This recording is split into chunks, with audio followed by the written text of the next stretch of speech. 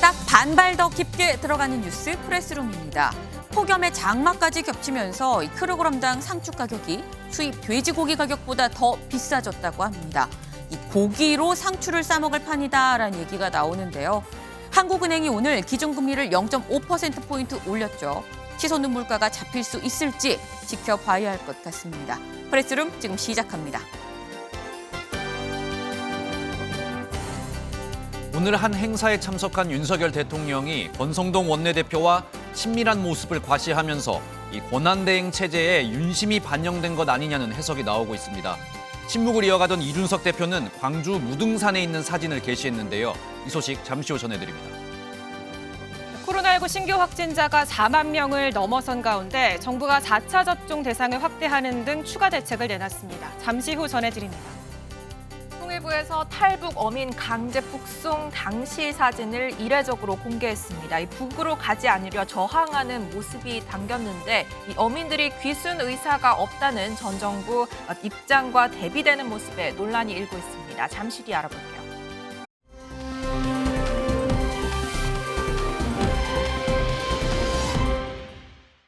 날씨부터 알아보겠습니다. 네, 지금 제 목소리가 잘 들리시나요? 우산과 우비를 써봤지만 지금 머리부터 발끝까지 다 젖었습니다. 아침부터 중부지방을 중심으로 강하고 많은 비가 쏟아지면서 하늘은 마치 저녁 시간대처럼 어둑어둑한데요. 현재 강한 비구름대는 중부에 머물면서 시간당 30에서 50mm의 강한 비를 쏟아내고 있습니다. 곳에 따라서는 돌풍과 벼락을 동반해 요란하겠습니다. 현재 수도권과 강원 영서, 충남 북서부에 호우특보가 발효 중이고요. 또 중부 북서부를 중심으로는 강한 바람이 불어들면서 강풍주의보도 내려졌습니다. 산사태 위기경보 주의 단계가 발령된 만큼 저지대 침수, 또 하천 범람 및 산사태 등 각종 안전사고에 대비하시기 바랍니다. 오늘 오전까지 경기 북부와 강원 북부 내륙에는 150mm 이상, 그 밖에 전국 곳곳으로도 최대 100mm가 쏟아지겠습니다. 오늘 낮부터 저녁 사이는 중부지방을 중심으로, 밤부터 내일 아침 사이는 충청 이남 지역을 중심으로 강한 비가 집중되겠습니다. 비가 내리며 전국의 낮 기온 오랜만에 30도를 밑돌고 있습니다. 오늘 한낮에도 서울은 26도, 대전과 대구는 28도를 보이며 전국이 어제보다 1도에서 많게는 5도가량 낮겠습니다. 오늘 비가 내리지 않는 제주는 폭염특보가 발효 중인 가운데 34도의 무더위를 이어가겠고요. 내일 전국에는 비가 그친 뒤 다시 30도를 웃도는 찜통더위가 이어지겠습니다.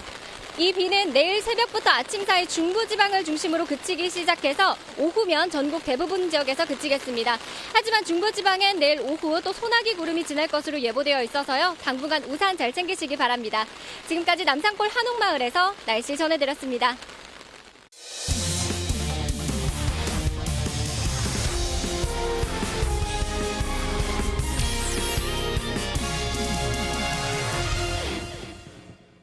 네, 즐거운 큐시트웨이 시간입니다. 오늘은 이 첫 번째 소식, 어제 제가 예고를 해드렸었죠. 이 코로나19 문제 좀부터 먼저 좀 짚어봐야 될 것 같습니다. 누가 준비했을까요? 네, 제가 준비를 해봤는데요. 네. 제목은 신규 확진 4만 명 넘어 정부 4차 접종 50대로 확대입니다. 네. 오늘 신규 확진자 수가 4만 266명으로 이 두 달 만에 4만 명을 넘어섰습니다.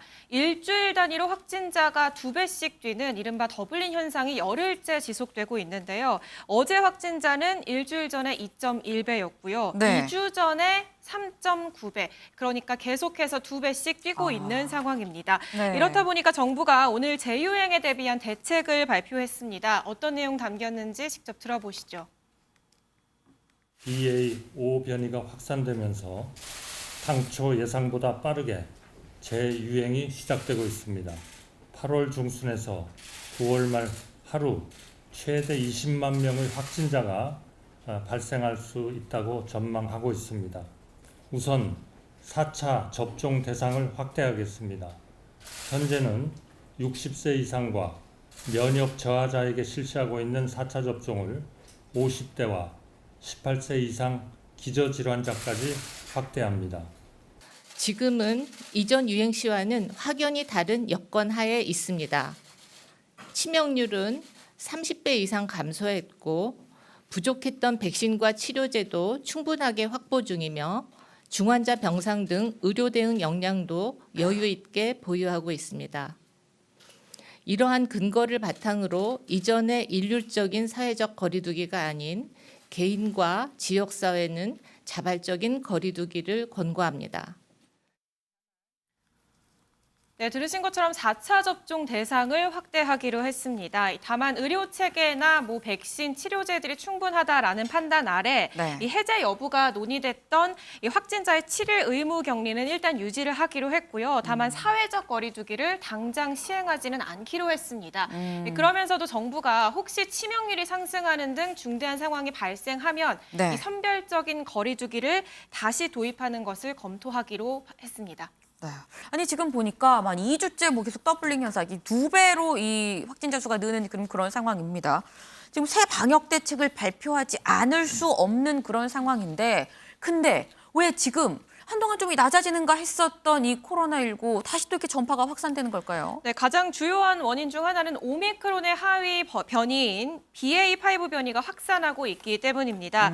이 BA.5의 특징을 보면 전파력이 매우 강하고요. 네. 특히나 면역 회피성이 크다는 점이 꼽히는데요. 오. 면역 회피성이 크다라는 네. 거는 기존의 코로나19에 걸렸거나 혹은 네. 이 백신을 맞아서 어느 정도 면역력이 형성된 사람도 네. 또다시 코로나에 걸릴 수 있다라는 뜻입니다. 이 때문에 이미 BA.5가 우세종으로 접어든 미국이나 유럽에서는 지금 확진자가 급증하는 양상이 나타나고 있습니다. 이 정부는 사실 지난 4월 중에 네. 예상하기로는 11월 중에 약 16, 17만 정도가 네. 나오는 정점을 찍을 것으로 예상을 했거든요. 네. 그런데 이보다 이 두세 달가량 앞당겨져서 이르면 8월 중순 하루 네. 최대 20만 명까지 확진자가 나올 수 있다라고 내다보고 있습니다. 아니 그런데 지금 이 BA.5가 면역 회피성이 있다라고 지금 얘기를 했어요. 근데 그렇다고 한다면 지금 4차 이 접종 백신을 접종한다고 얘기를 하는데 백신을 맞아도 걸린다는 거 아니에요? 맞아야 돼요, 그러면? 네, 오늘 한덕수 총리가 백신 접종을 권고하면서 네. 강조한 거는 백신을 접종할 경우에 중증화로의 진전을 막을 수 있다라고 얘기를 했습니다. 즉, 이 얘기는 백신을 접종하면 코로나19에 걸리더라도 네. 중증으로 진전하거나 혹은 사망까지 이르는 가능성을 줄여줄 수 있다라는 건데요. 네. 이 전문가들은 사실 BA.5 백신을 좀 효과적으로 예방하는 개량 백신은 아직인 상황이지만 네. 지금 나와 있는 코로나 백신도 BA.5에 대한 중증 사망 예방에는 효과가 있다라고 진단하고 있습니다. 그렇군요. 이 백신을 맞아야 될 것 같네요. 이 중증화로 넘어가는 건 막아준다고 합니다. 이현정 위원님. 네. 지금 저희가 4차 유행이 지금 시작되는 것 같다라고 이 초기에 저희가 얘기했었던 게 이게 코로나가 처음이 아니니까 과학 방역을 해야 되는 거 아니냐 얘기를 했었습니다. 근데 오늘 발표된 정부의 대책, 과학 방역이라고 보세요? 어떻게 보세요? 일단 이 과학 방역이라는 것은 정확한 데이터에 근거해서 이제 방역을 이제 하는 거 아니겠습니까? 네. 그동안 같은 경우는 일단 사회적 격리부터 먼저 하고 거리두기부터 먼저 하고 이제 여러 가지 조치를 취했었는데 네. 이제 그게 이제 한계에 좀 다다른 것 같습니다. 지금 상황에서 다시 사회적 거리두기를 해서 지금 업소라든 이런 데를 문 닫으라고 그러면 아마 네. 어마어마한 저항이 있을 겁니다.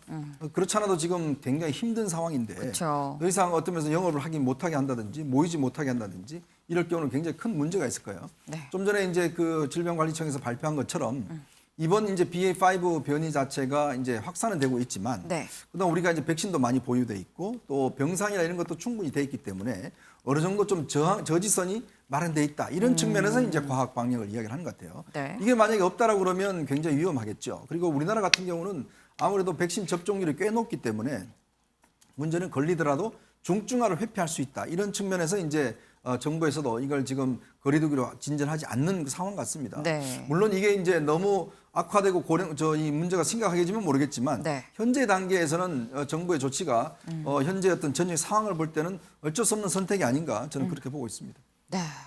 그런데 지금 정말 확실히 재유행이다라는 생각이 드는 게 주변에서도 이제 하나둘 이제 확진자, 주변 정말 가까운 지인들이 이제 확진 판정을 받은 사례가 있고 또 하나가 자가 진단 키트가 품절이라는 얘기가 있어요. 네, 맞습니다. 제가 오늘 약국과 편의점을 좀 직접 돌아봤는데요. 네. 얘기를 들어보니까 키트가 한동안 안 팔렸었는데 지난주 초 그리고 말부터 찾는 네. 사람이 눈에 띄게 늘었다고 합니다. 일부 편의점에서는 이 진단 키트 발주를 넣어도 공급이 안 되고 있었고요. 네. 약국에서는 예비 물량을 충분히 확보에 나선 상황입니다. 현장 목소리 들어보시죠.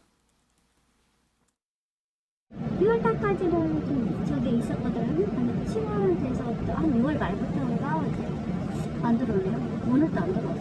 오늘 원래 들어오는 날이에요. 발주를 해도 안 왜 안 들어? 거는 양이 없어서 안 그러겠죠. 아무래도 내가 보기에는 찾는 분이 또 많으세요, 지금. 6월 달에는 왔어도 저쪽에 자가키도 있어서 안 가져가셨거든요. 근데 한 6월 말경부터인가 이렇게 계속 찾아가시던데 그 뒤로는 이제 물량이 저쪽에 없는 거 같아요. 오늘도 없는 거예요? 오늘 못 사는 거예요? 아예 없다가 1명 두면 3명, 4명까지 5명. 그러면은 좀 요즘 많이 넣으시겠네요, 발주도? 이거 예비해놨지. 예비하라고 떴어.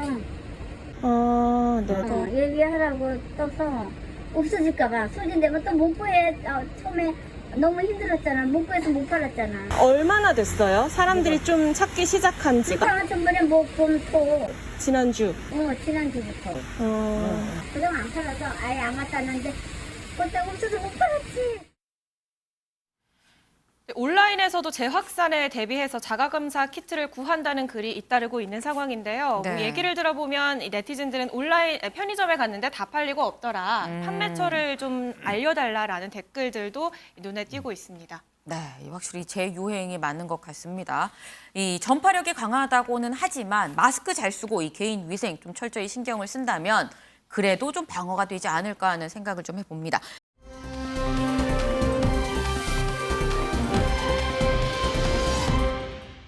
다음은 김현 기자가 준비했네요. 예, 두 번째 아이템 제가 준비했는데요.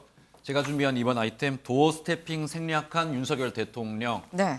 권성동 원내대표와 행사장에서 조우입니다. 일단 이 윤석열 대통령 어제 이 도어 스태핑 재개를 하면서 사실 기자들에게 이 내일도 하겠냐 이런 질문을 받았었는데 네. 내일도 괜찮으면 하겠다 이런 답을 내놔서 사실 맞아요. 저희 모두 오늘도 도어 스태핑 진행이 될 줄 알고 기대를 많이 하고 있었습니다. 하지만 결론적으로 오늘 도어 스태핑은 없었는데요. 네. 우선 윤석열 대통령의 어제 발언 먼저 듣고 이야기 이어가겠습니다.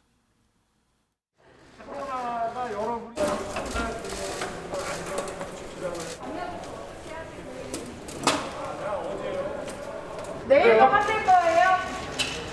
뭐 이거야 하나 안 되겠어.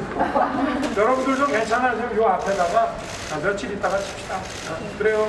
자, 다들 주의 많이 하십시오.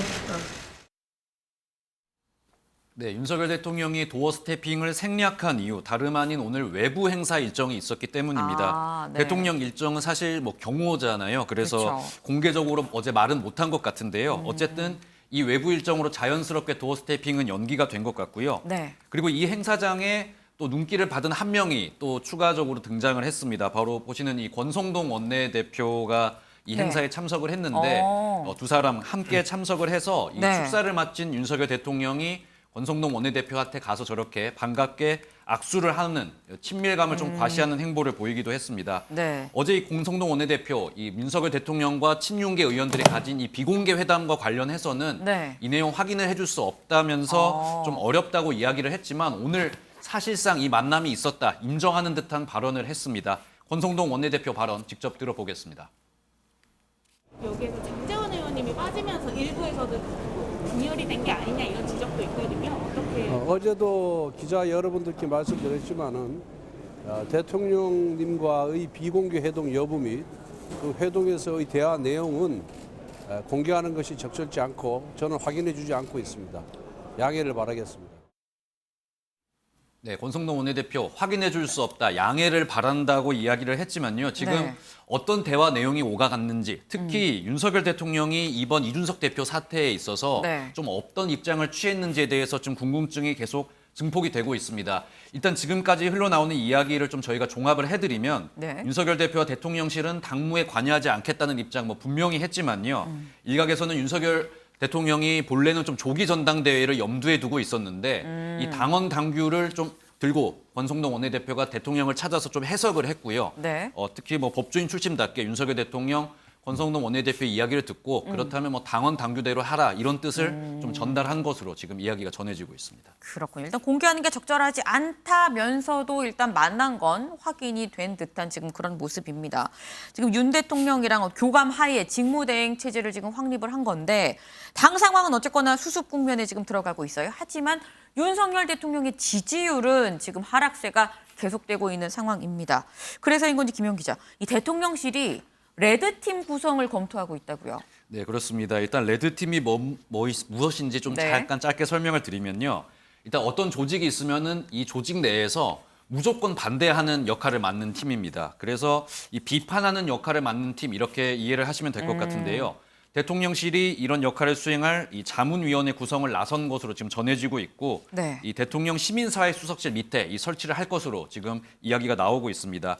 아무래도 최근 국정 지지율이 많이 떨어졌기 때문에 네. 좀 여론을 좀 세밀하게 살피겠다는 취지로 이 레드팀을 준비하는 것으로 보이고요. 대통령실도 일단 인정을 했는데 외부 위원들이 좀 주로 참석을 해서 이 레드팀 네. 구성이 될 것으로 보입니다. 이 한 인사 레드팀에 좀 참석을 하겠냐 이렇게 제안을 받은 한 인사의 이야기에 따르면은 네. 레드팀 이 구성이 되면은 한두 달에 한 번씩 대통령 만나서 이야기를 하고 보고서를 올리는 식으로 좀 일이 진행이 될 것 같아 이런 이야기를 전했는데 이 민주당 박용진 의원 같은 경우에는 조금 재밌게도 네. 이 레드팀 이미 있지 않냐 이렇게 이야기를 했습니다. 이 야당과 언론이라는 이미 훌륭한 레드팀이 있는데 네. 또 뭐하러 이제 대통령실 안에 레드팀을 굳이 만드냐. 그리고 행여 레드팀을 만들더라도 네. 네가 나를 공격해 이런 식으로 대통령이 해석을 하면서 금방 박살을 낼 것이다. 이렇게 비판하는 목소리를 내기도 했습니다. 박용진 의원 말이 맞는 면도 있습니다. 이 야당과 언론이 레드팀이 아닌가 하는 생각이 들기도 하는데 근데 어쨌거나 이 레드팀 구성을 검토를 한다는 건 지금의 상황, 지금 대통령실도 굉장히 좀 엄중하게 보고 있다라는 방증일 것 같기도 합니다. 사실 이런 레드팀 구성 검토까지 할 수밖에 없는 상황인 게 요즘 들어서 보면은 대통령실 관련해서 지금 계속 뭔가 자꾸 구설이 나와요. 네, 그렇습니다. 새로운 구설수 하나가 더 지금 발생을 한 상황인데요. 네. 일단은 문재인 전 대통령의 이 양산 사저 앞에서 지금 이 보수단체 유튜브들의 어떤 시위가 계속되고 있지 않습니까? 네. 근데 이 보수 유튜버의 친누나가 대통령실에서 지금 근무했다는 소식이 좀 뒤늦게 알려지면서 논란이 되고 있습니다. 네. 일단은 대통령실은 이 누나와 동생을 좀 함께 엮어서 이 채용에 문제가 있다는 거는 연좌제나 다름이 없다 이렇게 비판을 하고 있는데요. 그럼에도 불구하고 이 야당을 중심으로 이런 비판이 지금 쏟아지고 있는 상태입니다. 일단 박용진 의원 같은 경우에는 이 유튜브가 네. 이 5.18 폄훼를 계속 일삼아 왔는데 이거는 이의 연장성산이다 이렇게 비판을 했고요. 네. 윤영찬 의원과 박지원 전 국정원장 역시 지금 이거는 혐오 시위를 더 독려하는 거다. 이러니까 지지율이 떨어지는 것이다. 이런 식으로 비판을 하고 있습니다. 결국 이렇게 논란이 계속 커지니까 이 유튜버의 친누나 A씨 결국 오늘 대통령실에 사의를 표명한 것으로 지금 전해지고 있는 상태입니다. 네, 지금 본인이 부담을 느껴서 결국 스스로 사표를 냈다라는 게 이 대통령실의 입장인 것 같은데 뭐 사표를 냈다고 하니까 뭐 논란 이 정도 선에서 좀 잦아들지 않을까 하는 생각이 좀 들기도 합니다. 그런데 김건희 여사 팬클럽 관련한 논란은 좀 계속되고 있는 것 같아요, 이 네, 기자. 이 팬클럽 회장을 맡고 있죠. 강신업 변호사가 최근 뭐 이준석 대표 중징계 아니라던가 여러 정치 현안에 대해서 이제 자신의 입장을 밝히고 있는데 여기에 더해서 윤 대통령과 김건희 여사에 대해서도 한마디 했습니다. 직접 들어보실까요? 많이 가보고 그랬습니까? 뭐 그렇지는 않습니다. 네, 저는 건희 사랑을 하면서 물론 이제 소통도 하고 또 김건희 여사와 또 교류도 하고 이렇게 했지만 집회를 가거나 그럴 정도로 왔다 갔다 하지는 않았습니다. 부부 동반으로 식사 같은 거 안 해요? 식사는 했습니다만은 그 부분은 노코멘트 하겠습니다. 팬클럽에 올린 사진은 제가 올린 것이 이제 대부분입니다.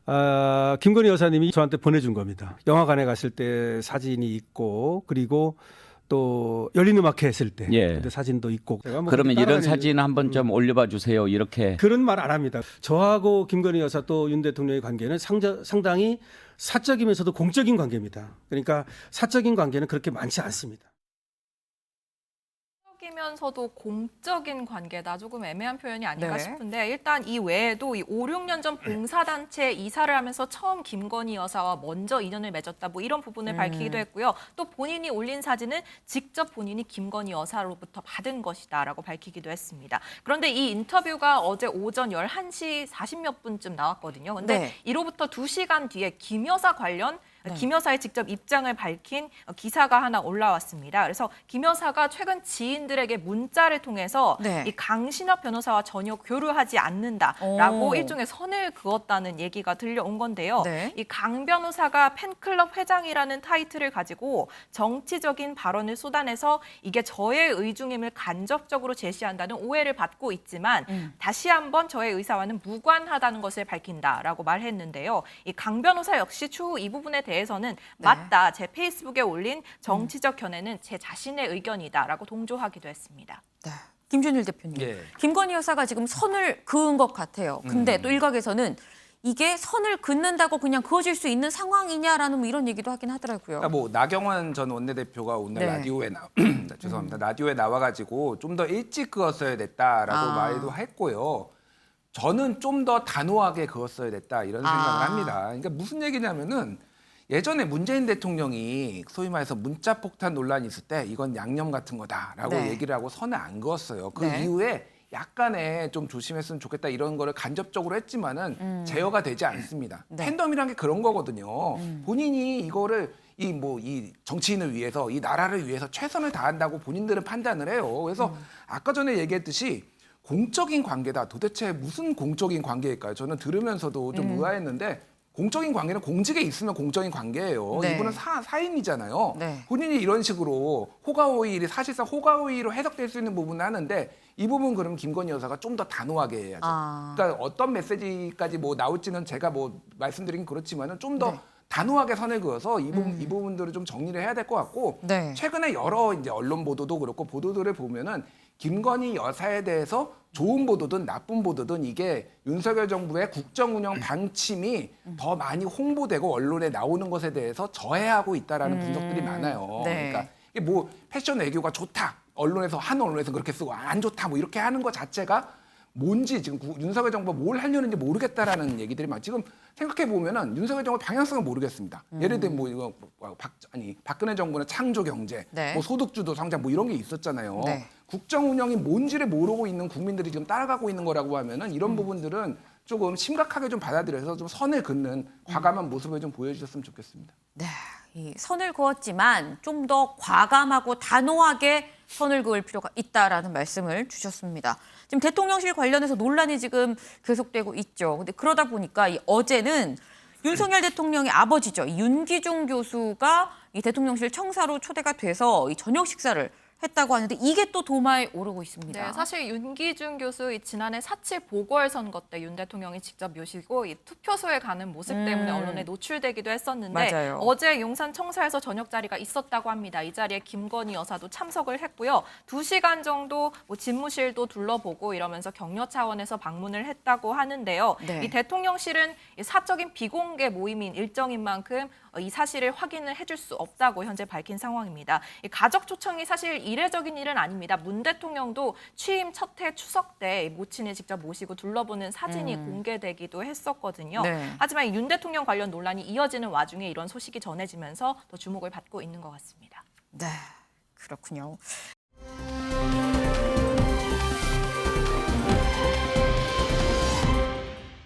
다음 소식 유호정 기자가 준비했죠? 네, 맞습니다. 이번 아이템은 윤 만찬도 빠진 윤핵관 장제원. 왜입니다.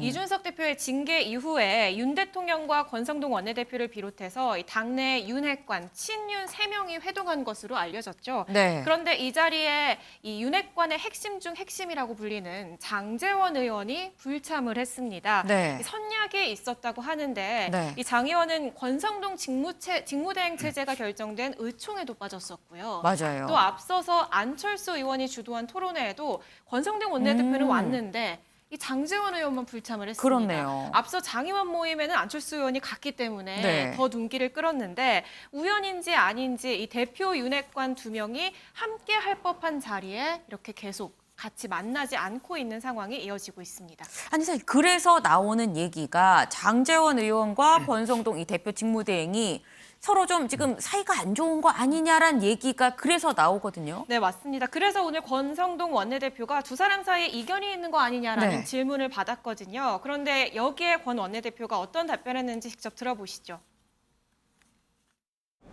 장재원 의원과 저와의 관계에 대해서 지나치게 억측과 추측이 난무하는 것 같습니다. 잘 지내고 있고요. 저도 통화를 했습니다마는 지역구 일이 있어서 불참한다는 전화를 받았습니다. 전화 통화를 했습니다. 예. 네, 앞서서 이 당 내에서는 조기 전당대회, 비대위 체제 다양한 목소리들이 있었지만 어쨌든 네. 의총을 거쳐서 직무대행 체제로 빠르게 좀 교통 정리가 된 상황이잖아요. 네. 그래서 본격적인 원톱 행보에 나선 권성동 원내대표는 불화설 없다라고 일축을 했지만 이 또 다른 윤핵관 이 장제원 의원은 관련해서 별다른 입장을 내지 않고 있는 상황입니다. 앞서 장 의원은 윤핵관의 핵심 아니냐라는 질문에 그렇지 않다라고 선을 그은 바 있습니다. 그렇군요.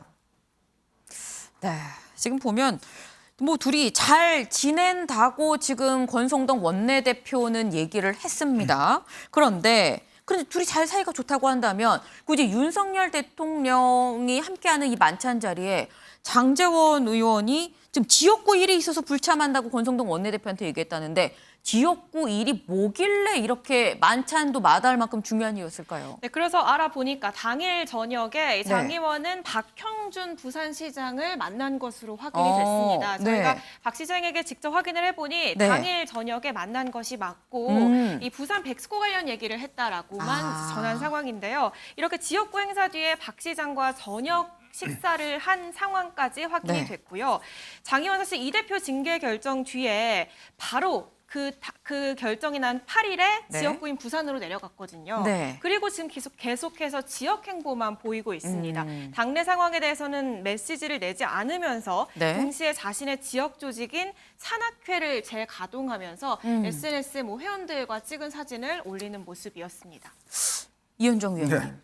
글쎄요, 이 박형준 부산시장을 만나기로 한 선약이 있어서 윤 대통령과의 만찬에 불참을 했다라는 게 사실 계속 선뜻 받아들여지는 상황은 아니에요. 근데 계속 두문불출하고 지역구에만 있는 이유는 뭘까요?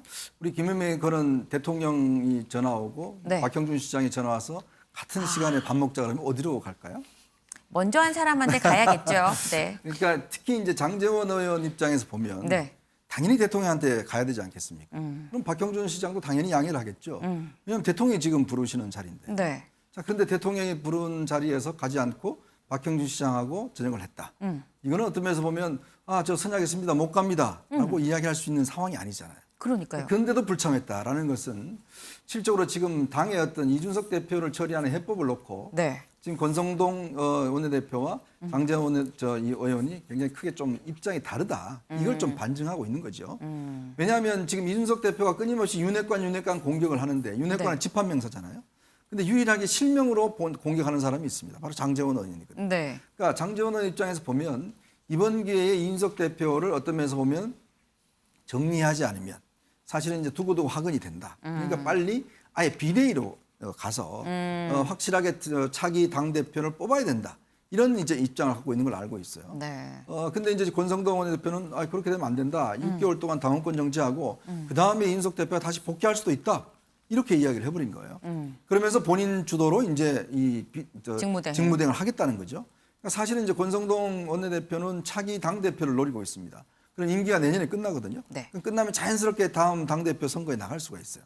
그러니까 그런 것들에서 저는 솔직히 견제가 가는 게 아니냐. 더군다나 이준석 대표가 한편으로 보면 다시 복귀할 수 있는 길을 열어준 거잖아요.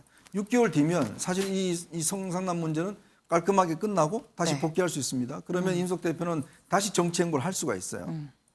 그런 등을 볼 때 이 문제를 놓고 굉장히 시각차가 있다.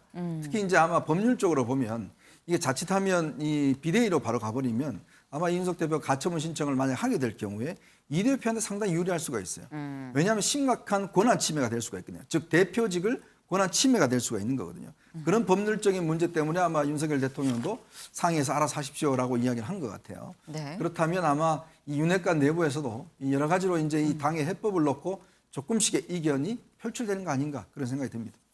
이견이 표출되는 거 아니냐라는 말씀을 지금 주셨습니다. 지금 권성동 대표 직무대행 체제가 확립되는 과정에서 공교롭게도 이 같은 윤핵관이 장제원 의원이 지금 계속 보이지 않고 있는 상황입니다.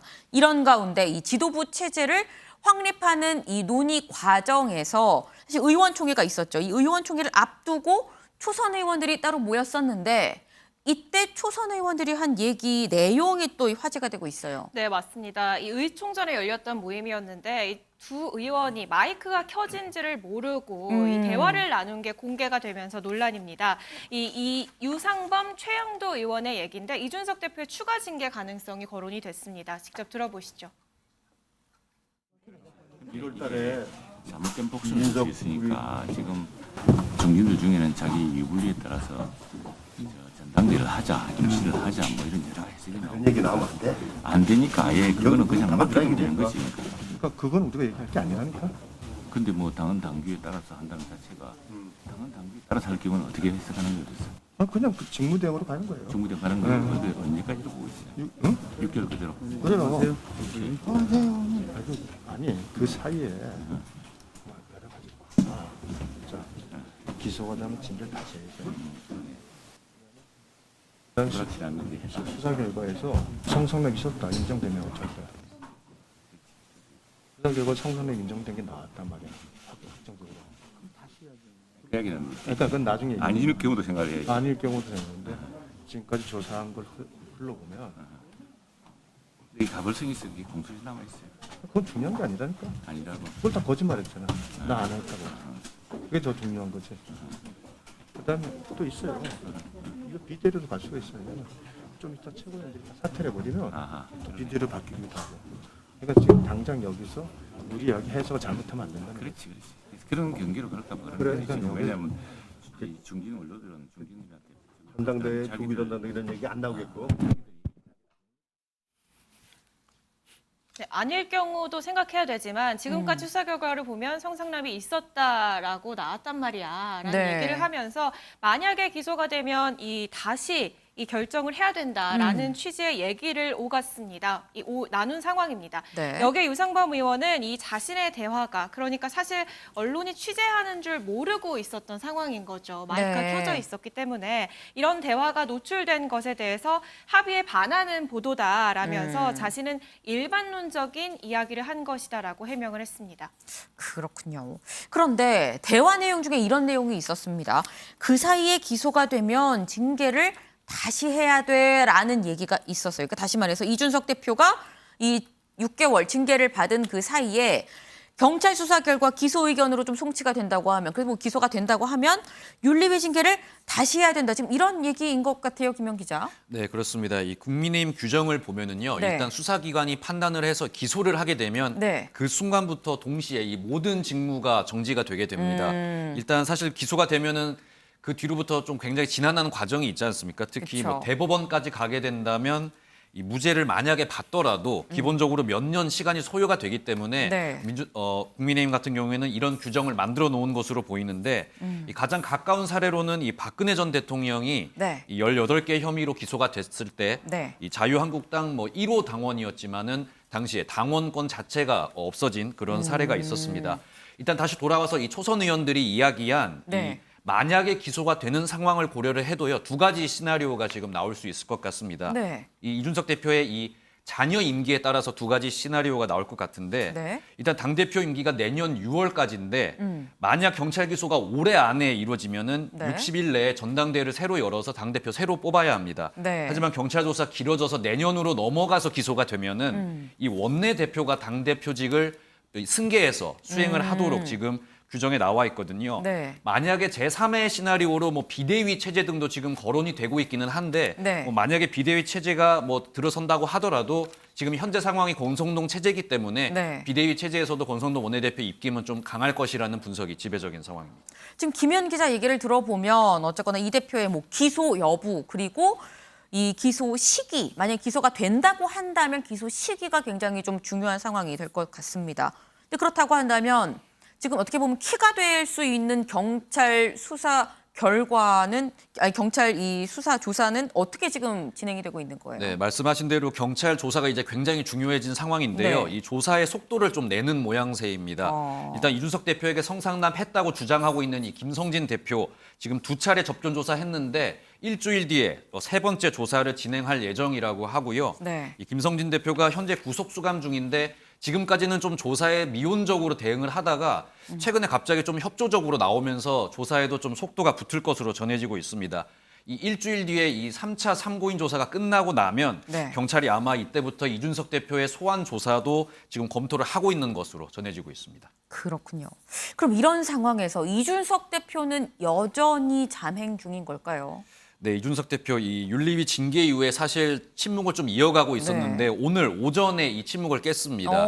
지금 윤리 징계 이후 SNS를 통해서 처음 입을 열었는데요. 네. 지금 아마 광주에 머물고 있는 것으로 보여지는데 이 무등산에 올라서 네. 있는 이 저 보고 계신 저 사진을 오늘 SNS에 게시를 했습니다. 네. 무등산 정상에 오른 이유 등에 대해서 이야기를 했고요. 징계위에 대한 이야기는 사실 없었습니다. 윤리위에 대한 이야기는 사실 없었습니다. 네. 여기서 좀 내용을 저희가 짧게 설명을 드리면은 원래 광주에서 할 계획이 있었는데 네. 어찌됐든 광주 시민들에게 죄송하다 이야기를 했고요. 네. 대신 조금 늦어질 뿐이지 광주 시민들과의 약속은 잊지는 않겠다. 은연중에 복귀에 대한 이야기를 좀 내비치기도 했습니다.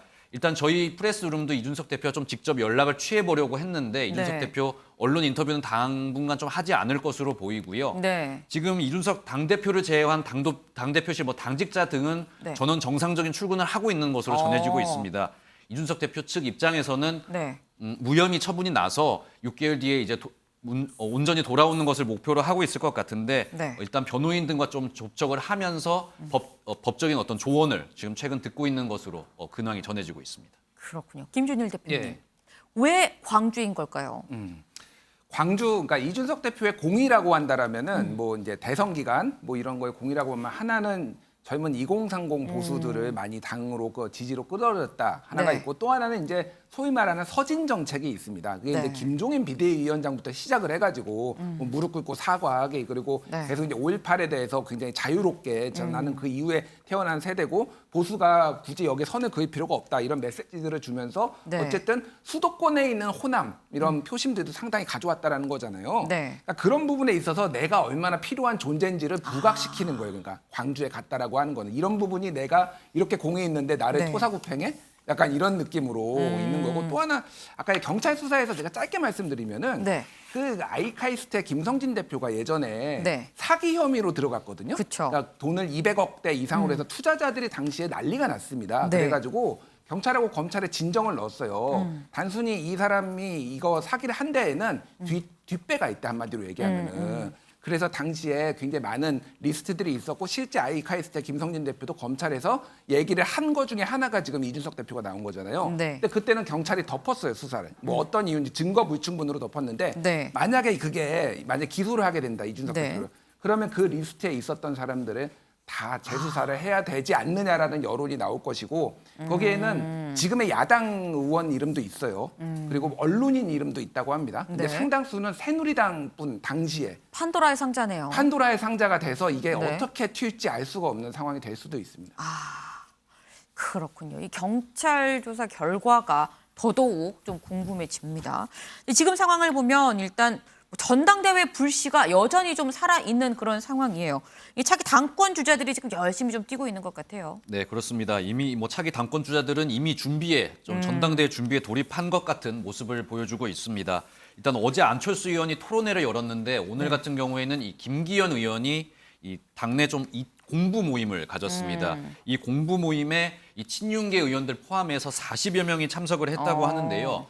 일단 김기현 의원 이 자리에서 네. 이 질문을 받았는데 조기 전당대회 요구가 나오고 있는 것 같은데 이런 네. 질문을 받았는데 여기에 대해서 지금 설랑설레가 여러 가지 있지만은 네. 안정된 시스템으로 돌아갈 수 있도록 자중자애해야 한다.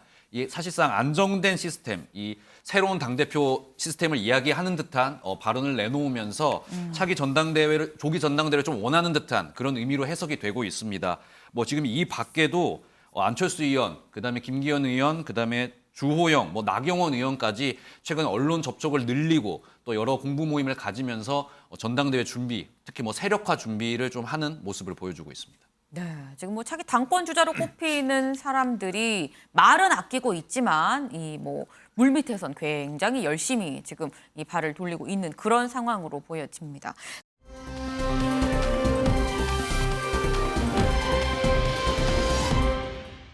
마지막 아이템 이수아 기자가 준비했네요. 네, 네 번째 아이템 제목은요. 이 북송 안대려 격렬 저항. 이례적인 사진 공개입니다. 지난 2019년이었죠. 이 북한 언민 2명이 동료 성원 16명을 살해하고 탈북해서 이 귀순 의사를 밝혔었는데 네. 결국 강제 북송됐던 북한으로 추방됐던 사건이 있었죠. 네. 이 판문점을 통해 이뤄졌던 당시 북송 사진이 통일부를 통해서 공개가 됐습니다. 10장 정도의 분량인데 일단 국회에 요구가 있었다고 하고요. 이 사진을 하나씩 들여다보면 네. 이 포승줄에 묶인 채 눈이 가려진 탈북 언민 2명이 네. 북한 측에 인계될 때 당시 상황입니다. 그래서 보시면 이 통상 북한 주민 호송했던 접식사자인데 접식사자가 아니라 경찰 특공대 여러 명이 같이 붙어 있는 모습이었고요. 그리고 군사 분계선 앞에서 이 얼굴을 감싸면서 어민들이 참 절규하는 모습을 볼 수 있었고 또 이 분계선을 넘지 않기 위해서 막 힘을 쓰다가 얼굴에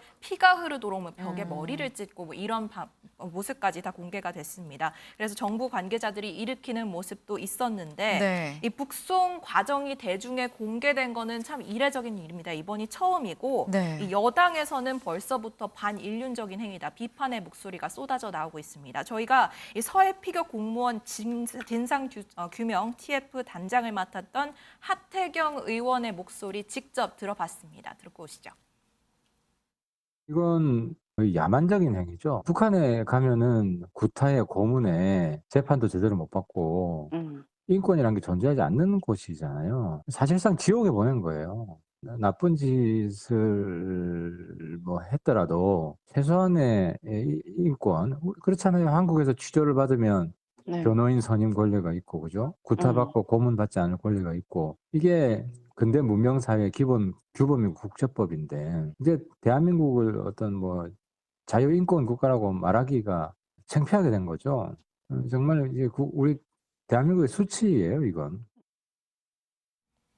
네, 공개된 사진을 보면 이 어민들이 엉덩이를 뒤로 쭉 빼고 이제 가지 않으려고 약간 버티는 듯한 그런 모습이 보입니다. 근데 이 사진 공개 이후에 대통령실이 입장을 냈어요. 네, 오늘 대통령실은 귀순 의사가 전혀 없다던 문정부 당시 설명과 사진 속 장면이 너무 다르다고 꼬집었습니다. 그러면서 또 귀순 의사를 밝혔음에도 강제 북송한 거라면 네. 국제법과 헌법 모두 위반한 반인도적 그리고 반인륜적 범죄 행위라면서 정부 주도의 진실 규명을 다시 한번 약속했습니다. 그리고 저희 한 사람 더 들어볼 사람이 있는데 네. 북한 외교관 출신의 의원이죠. 태영호 의원이 네. 사진이 공개된 후 언론 인터뷰가 있었습니다. 이 자리에서 이 인권 변호사 출신인 문 전 대통령이 이런 일을 벌였는지 이해가 가지 않는다며 개탄하는 입장을 내놨습니다. 네. 근데 이 사진을 보면서 드는 생각이 강제 북송이 맞다고 한다면 그럼 왜 그 당시에 통일부는 이렇게 이 탈북 어민들을 굳이 강제로 북송을 한 걸까 궁금해집니다. 네, 김현철 당시 통일부 장관 얘기를 조금 이따 들어볼 건데요. 네. 당시 어민들이 귀순 의사를 밝히긴 했지만 이 귀순의 진정성이 없다는 입장을 내놨습니다. 이 귀순 목적이 도피라고 판단을 한 건데요. 네. 또 이 북이탈 주민 관련 법에 따르면은 이 사람들이 16명의 선원을 살인하고 넘어온 거잖아요. 이런 살인 혐의가 있는 사람은 보호 대상자가 아니라는 점을 강조하기도 했습니다. 당시 야당이었던 이해운 국회 정보위장도 이들이 귀순해서 만약에 남한에 있다면 매우 끔찍하다라면서 사실 통일부와 같은 입장을 보이기도 했는데 당시 상황 보고 오시죠. 정부는 이들이 살인 등 중대한 비정치적 범죄로 북한 이탈 주민법상 보호 대상이 아니고 흉악 범죄자로서 국제법상 난민으로 인정할 수 없다고 판단하여 추방을 결정하였습니다. 현장의 가혹행위가 그동안 지속됐었대요. 이번에 내려오지 않은 C에게 제안을 했답니다. 선장을 죽이자. 근데 이런 살해 사실이 발각이 될 경우에 나머지 동료 선임들이 위해를 가할 것이다 이렇게 판단해서 나머지 선원들도 모두 살해하기로 자기들이 여기서 모의를 합니다. 그 사람들이 처음에는 진실을 얘기 안 했던 부분을 어떤 경로를 통해서 이 2명이 범죄자이고 도주자인 것을 알고 조사가 철저히 이루어진 걸로 알고 있습니다. 귀순을 한다고 했을 때 그런 범죄자를 근데 우리 국민들 사이에 이런 사람들이 돌아다니게 되면 저는 우리 국민들에게 굉장히 큰 위험이 된다고 생각합니다. 네, 그렇다면 당시 이해운 전 위원장이 왜 저런 입장을 내놨냐라고 저희가 또 하태영 의원에게 물어봤거든요. 네. 그랬더니 하 의원 얘기로는 당시 야당 측에서는 이 귀순 의사가 없다는 정부의 입장을 믿고 그걸 전제로 입장을 밝힌 거였다라는 해명을 내놨습니다. 그렇군요. 지금 약간 진실 공방으로 번지고 있는 좀 그런 상황입니다. 이현정 위원님, 네. 뭐가 맞는 걸까요? 글쎄 이거는 이제 지금 조사를 해봐야 될 것 같아요. 네. 자 일단 우선 북한 주민이 이제 와서 본인이 이제 귀순하겠다는 의사를 명시적으로 문서로 일단 밝힌 거 아니겠습니까? 네. 그럼에도 불구하고 이제 진정성이 없다고 판단한 이유가 뭘까? 이 부분에 대한 객관적인 조사가 필요하고 그리고 16명을 살해했다는 부분에서 어떤 과정을 통해서 확인했는지 이런 부분도 조사가 필요할 겁니다. 네. 자 그럼에도 불구하고 우리가 이제 유엔 고문 방지 협약이라든지 그걸 보면 그 사람이 어떤 데 가서 고문당할 게 뻔하고 여러 가지 어떤 합법적인 재판을 받지 않을 뻔할 때는 이 송환해서 안 된다는 규칙이 있거든요. 우리 법도 마찬가지입니다. 그리고 우리가 사실 헌법적으로 보면 북한 주민도 우리의 국민이거든요. 그런 상황에서 과연 그걸 어떤 방식으로 확정을 해서 뭐 아무런 조사나 재판을 지금 이루어진 게 아니지 않습니까? 그럼에도 불구하고 저렇게 강제로 북송한 거 본인이 반대했음에도 불구하고 네. 이런 문제는 아마 그 과정을 전면적으로 재조사를 해야 되지 않을까 그런 생각이 듭니다. 네, 전면적으로 재조사가 필요하다라고 지금 말씀을 주셨습니다. 지금 탈북어민 북송 문제가 지금 새삼 다시 논란이 되고 있는 이유가 지금 공개된 바로 저 사진 때문입니다. 그리고 저 사진은 통일부가 공개한 사진입니다. 근데 그때도 통일부였고 지금도 통일부인 건데 지금 정권이 바뀌고 어떻게 보면 내놓는 이 메시지가 지금 다른 그런 상황이에요. 이 북송에 대한 통일부 입장이 뭡니까? 네, 분명하게 잘못된 부분이 있다고 시인을 했습니다. 이 통일부 얘기 직접 들어보시죠. 탈북 어민이 헌법상 대한민국 국민이고 북한으로 넘겼을 경우에 받게 될 여러 가지 피해를 생각한다면 탈북 어민의 북송은 분명하게 잘못된 부분이 있다는 것. 네, 전 정부 입장을 2년 8개월 만에 완전히 뒤집은 건데요. 이 입장이 바뀐 이유나 배경에 대한 기자 질문이 있었습니다. 여기에 대해서는 즉답을 피했고 네. 다만 이 입장 번복 이후 하루 만에 어제 이 북송 사진이 공개가 된 거거든요. 결국 잘못된 부분이 있다는 걸 전날 발표를 좀 뒷받침하기 위해서 사진을 공개한 것이 아닌가라는 해석이 나오고 있습니다. 네, 지금 이 탈북어민 북송 사건이 글쎄요, 이 공무원 피격 사건과 지금 약간 비슷하게 이 상황이 비슷한 게 아닌가라는 생각이 좀 듭니다. 이 어민 북송 사건 관련해서 당시의 국정원장이었던 서훈 전 원장, 이 국정원으로부터 좀 고발을 당했는데 이 서훈 전 원장은 뭐라고 합니까? 네, 미국에 체류 중인 것으로 알려졌죠. 그리고 네. 그 뒤로도 사실 시민단체로 추가로 고발을 진행했고요. 중앙지검이 수사 인력 증언까지 요청한 상황인데 아직까지 서 전 원장 침묵을 유지하고 있습니다. 대신 박지원 전 국정원장이 북송 사진 공개에 대해서 결국 나와 서 전 원장을 고발하는 맥락과 같지 않겠느냐. 이 분위기를 몰아서 이 문정부 대북 정책을 골탕 먹이려는 거 아니냐라고 날선 비판을 내놨습니다. 듣고 오시죠. 네, 바로 설명으로 이어가겠습니다. 결국 민주당 내에서는 굳이 이 민감한 시기에 네. 사진을 공개한 게 다 윤 대통령 지지율 때문 아니냐는 얘기도 나왔는데요. 윤건영 의원 얘기 들어보시죠. 대단히 서글프고 상황입니다. 통일부가 가지고 있는 본질적인 업무를 망각하는 건 아닌가 싶습니다. 정쟁의 한가운데로 끌려 들어오고 스스로 자발적으로 걸어 들어오는 모습이 서글프다 못해 측은할 정도이고요. 대단히 이례적인 행위를 왜 하는지, 어떤 근거로 하는지, 누구의 지시에 의해서 하는지 밝혀내야 될 부분이라고 생각합니다.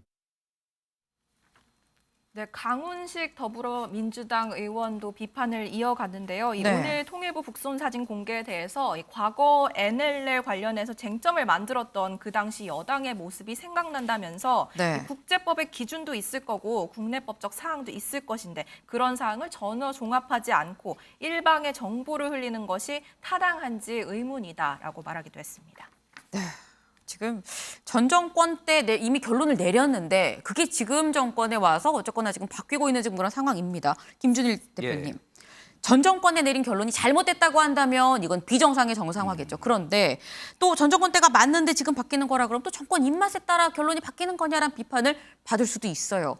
말씀처럼 철저한 조사가 필요한데 어떻게 해야 명명백백하게 철저하게 할 수 있는 거죠. 그러니까 대한민국 공무원이 정말 극한 직업이라는 게 정권이 바뀔 때마다 이렇게 180도 바뀐 게 네. 너무 많아요.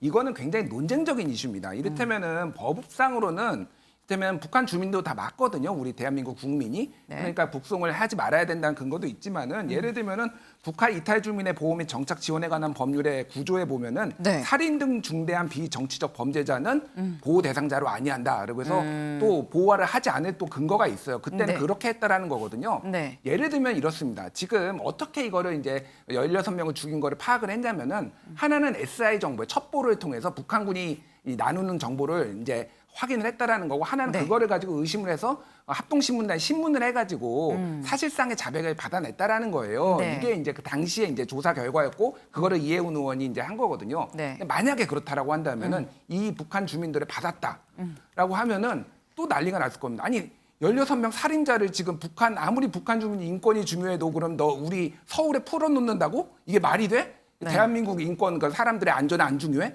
이렇게 보시는 분들도 많고 당시에 김무성 전 새누리당 대표도 네. 흉악범들 북한으로 잘 보냈다 이렇게 얘기를 했거든요.